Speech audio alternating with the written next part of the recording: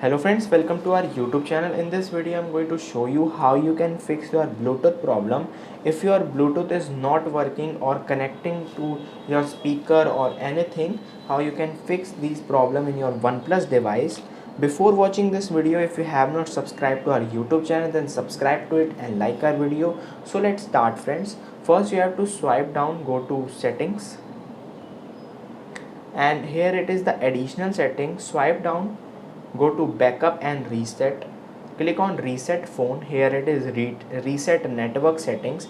It will reset your Bluetooth by first you have to verify your password, enter your password, and here it is resetting your Bluetooth.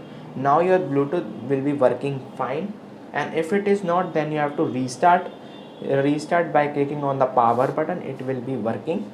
I hope you like this video. If you like this video, then subscribe to our YouTube channel for more helpful tips and tricks videos. Thanks for watching.